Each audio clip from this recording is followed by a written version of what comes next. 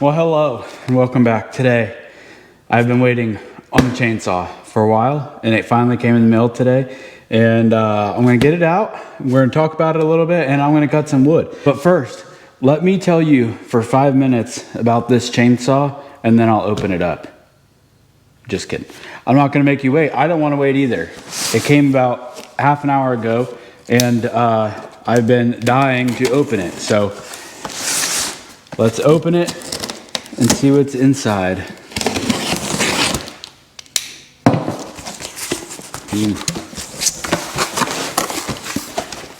All right, so first we have some fire starter here.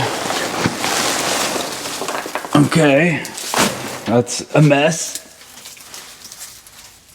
I think packing paper is a better option. I'm gonna leave that in the thing. Ooh, we got a nice paper here that has some statistics on it. Yeah, didn't make 6 horsepower. Dang. And we have a garbage bag with something in it. Yep. Oh, great. Okay, yep, we got this nice black bag that is gonna cut a lot of wood. Just take a little peek. Oh, yeah. Oh, look at that. Ooh. Oh, hello.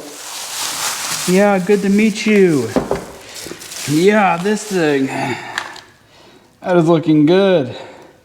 Yeah, you probably want to see what it is. Bam! 550 XP. And I guess, yeah, it's a ported chainsaw. So, about a month ago, well, whenever Hoosier Firewood Hysteria was,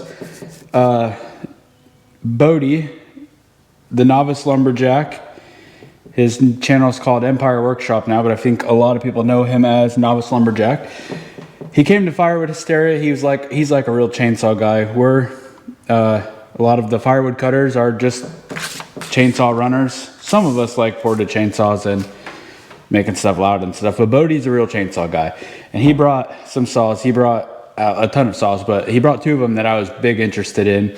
A 562 that he ported and a 550 that he ported. And I mean, previously, I'm just not really into 50cc saws. Like, I like the larger saws. They just have more power, but I do like the 50cc saws because every time I go cut in the woods, like I'm cutting treetops or something, or smaller wood, the 50 is just so light. Like, I can cut some big stuff up. I wouldn't ever go cut 20-inch wood all day with this chainsaw. I've got better options. But after I ran his 550, I was impressed with the 562 as well. Like, it ran really good, but his 550 was like next level. Like, I would put that thing in wood and I'm showing you this hackberry here, but I remember dropping that thing in there and I was like, holy crap. Like, the bar's buried and it doesn't care and it's just going right through this. So after that, I was like, yep, I need to get one. So the next day I went to Northern Tool and I had some coupons and stuff. So I got this thing out the door with all my coupons and discounts I had for 400 bucks. And I did sell my 545 because buying this saw, I wasn't really ever going to use the 545. Like, if you have a ported 550, are you ever going to use the 545? And I thought about keeping it around for futures, but I was like, I mean, by the time that 545 is needed, there will be a new chainsaw out and I'll want it. So yeah, I sold the 545. I think I sold it for 425 bucks. So that worked out good. Now you're going to ask, why didn't you just port the 545? Now, I'm not an engine builder or anything. I just listen to smart people and take advice from smart people. And talking to Bodie, and I've seen other people talk about this, but Bodie explained it to me in good detail. The 545 and 550 are very similar. Like, if you had 2 of them side by side and they looked identical, which they do, minus the 550 has a gray top cap. But if you had them side by side and they both had the same top cap, I don't think you would notice a difference between both of them. Like, I ran a 550 for 4 or 5 hours cutting trees down, and then I ran a 545 for 4 or 5 hours cutting trees down, I don't think you'd notice any difference between them. But internally, the main difference is, there is a few differences. Like the 545 has an easy start, like it pulls easier. You don't really notice it. But the main difference internally is the 550, from my understanding, has crank stuffers. The 545 doesn't. And I guess what the crank stuffers do, it takes up room in the crankcase, therefore you could add more compression, something like that. Don't quote me on it, I'm not a saw builder, but that's why I had to just go to a 550 to get built, because the 545, I don't think they see that big of gains getting ported. So yeah, I kept my dogs and my steadfast pipe off of my 545. They fit on this one. And I bought this, sent it to Dyno Joe. He built this saw for me. And yeah, this is interesting. I love the dyno numbers of what he does. And, you know, like somebody will port a saw, it feels faster, right? But really, like, it's in the dyno number.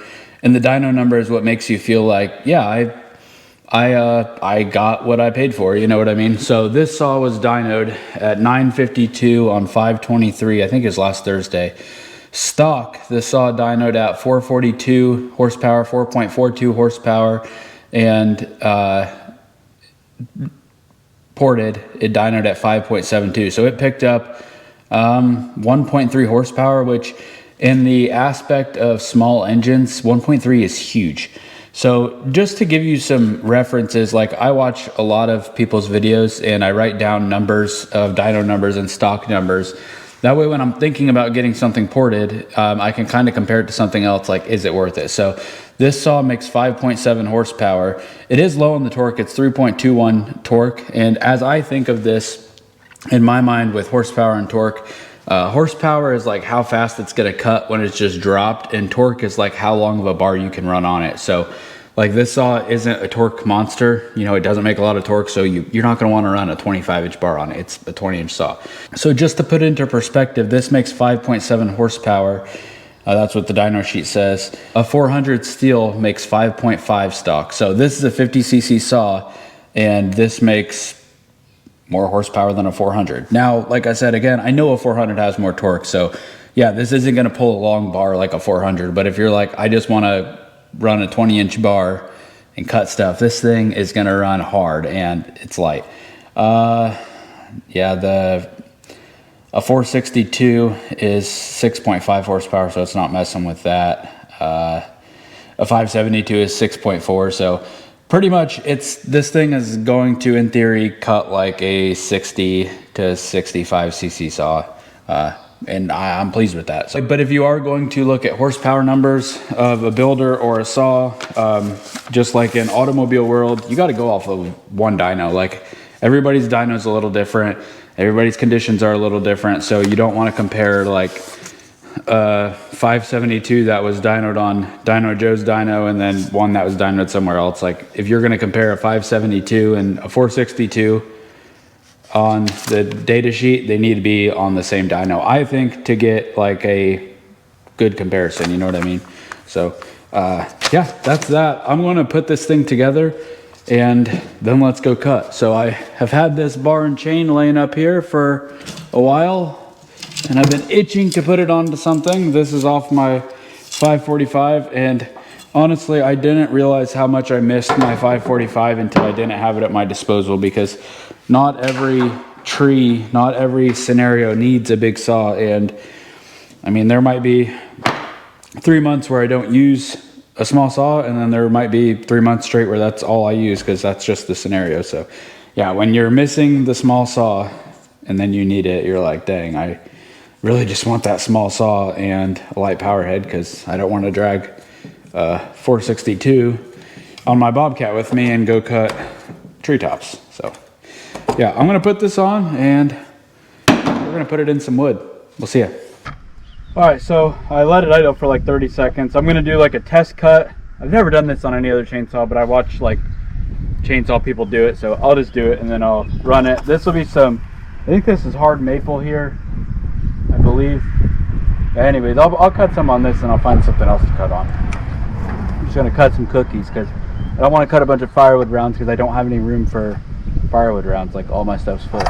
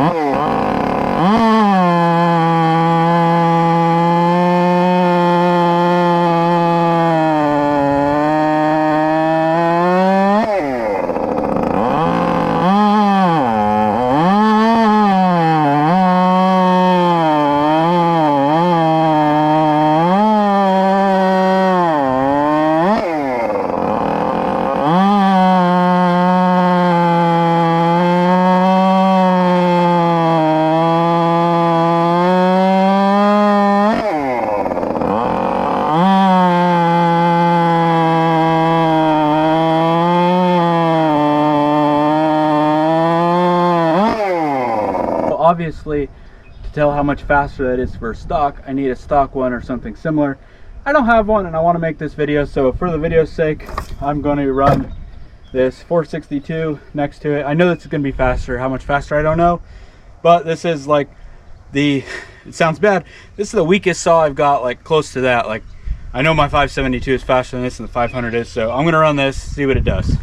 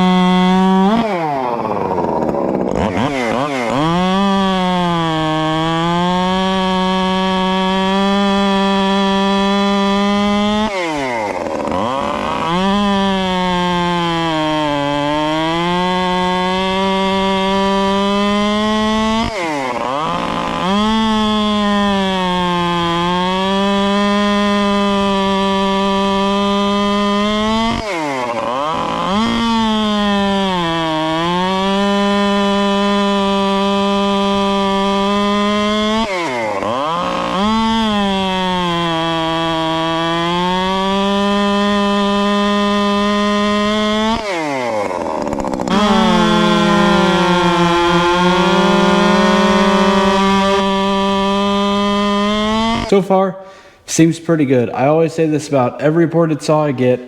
I don't know how much better it is than stock because I haven't ran it side by side. So pretty soon I will have to find a saw that is comparable to this one in stock form and see how it goes. I know my brother has a 261 that's stock, and when we used to run the 545 and the 261 together, they were really, really close. The 261 had a little bit of an edge on it, so we'll have to run them side by side and see how much faster it is than stock.